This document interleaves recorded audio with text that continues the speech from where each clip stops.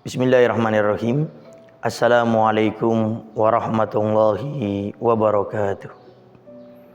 Alhamdulillahi rabbil alamin. Wassalatu wassalamu ala asyrafil anbiya'i wa mursalin sayyidina wa habibina wa syafi'ina wa qurrati a'yunina wa nuri qulubina Muhammad Habibi Rabbil Alamin wa ala alihi wa sahbihi ajma'in. Allahumma salli wa sallim ala sayyidina Muhammad tibbil qulub wa dawaiha wa afiyatil abdani wa shifaiha wa nuril absari wa diyaiha wa qutil arwah wa gidaiha wa ala alihi wa sahbihi wa sallim. Allahumma ja'al sarirati khairan minal niyati waj'al alaniyati salihah, amma ba'du. Al-mukarram wal muhtaram, sahabat al-wasilah yang dimuliakan oleh Allah Subhanahu wa taala. Hukum berkorban ada beberapa keterangan dari para ulama. Yang pertama, dalam madhab kita Imam Syafi'i, yang kita mengikuti madhabnya adalah sunnah muakkadah, sunnah di atas sunnah, sehingga sangat dianjurkan bagi orang yang mampu untuk berkorban, maka sangat didahulukan dia untuk berkorban. Sehingga setiap seorang muslim muslimah, maka setiap tahunnya disunahkan untuk berkorban. Berbeda dengan yang namanya haji. Haji seumur hidup hanya sekali. Tapi kalau korban itu setiap tahunnya. Karena ada sebagian orang mengatakan bahwasanya korban itu seumur hidup cukup satu kali saja. Ini pemahaman yang salah dari sebagian orang, mengkiaskan, menyamakan haji dengan berkorban. Kalau haji, iya, setiap tahun itu cuma sekali. Dan bedanya kalau haji itu adalah wajib, sedangkan korban itu sunnah. Dan korban itu pun disunahkan setiap tahunnya. Berbeda dengan haji yang dilakukan seumur hidup hanya satu kali, yang wajibnya. Tapi kalau kita mau haji lagi tidak menjadi masalah. Tapi korban disunahkan setiap tahunnya, itu kita berkorban kalau kita mampu. Ini hukum daripada berkorban itu sendiri, itu sunnah muakkadah, sunnah yang sangat dianjurkan. Maka rugi di atas rugi orang yang mampu untuk berkorban tapi dia tidak berkorban. Tapi bagi para perindu-perindunya Allah, perindu-perindu sunnahnya Nabi Muhammad SAW, maka dia akan selalu menyiapkan setiap tahunnya untuk berkorban. Sampai dikisahkan suatu saat ada seorang ibu-ibu tua yang dia ini kerjaannya hanya menjadi pemulung sampah. Tapi setiap masuk di hari Idul Adha, dia bisa berkorban dengan kambing yang paling besar. Setelah ditanya, ibu pekerjaannya apa? Saya pekerjaannya pemulung seperti ini. Tapi kenapa kok ibu bisa berkorban setiap tahunnya dan korbannya ibu paling besar, mengalahkan orang-orang kaya? Lalu dijawab, saya ini memang miskin, pekerjaan saya ala kadarnya, tapi saya tidak ingin kalah di saat mendekatkan diri saya kepada Allah, menjalankan sunnahnya Nabi Muhammad SAW, saya tetap ingin melakukan yang terbaik. Lalu apa yang ibu lakukan? Saya setiap hari menabung.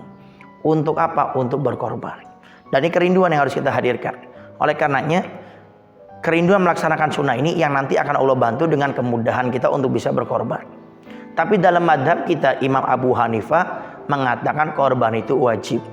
Dan kita jelaskan ini, kita sampaikan, barangkali nanti suatu saat ada, pernah kita mendengar, Ustadz tapi ada yang mengatakan wajib. Itu di luar madhabnya Imam Syafi'i. Itu madhabnya Imam Abu Hanifah yang mengatakan wajib. Berbeda dengan madhab kita Imam Syafi'i yang menghukumnya adalah sebagai sunnah muakkadah, sunnah yang sangat dianjurkan. Dan ada poin penting yang sering terlewatkan di saat kita berbicara masalah hukum berkorban, yaitu adalah tentang masalah niatnya. Kalau orang berkorban seperti biasa, hukumnya sunnah muakkadah yang tadi sudah kita jelaskan. Tapi kalau orang bernadar, saya nadar tahun ini akan berkorban, maka di saat dia bernadar, maka itu korban hukumnya menjadi wajib, berubah yang tadinya sunnah menjadi wajib. Dan wajib dilakukan. Kalau dia tidak melakukan nadar, maka dia diwajibkan nanti untuk membayar kafarohnya, berpuasa 3 hari berturut-turut, atau memberikan makanan kepada fakir miskin sebanyak 10 orang, nasi dengan lauk pauknya dan minumannya.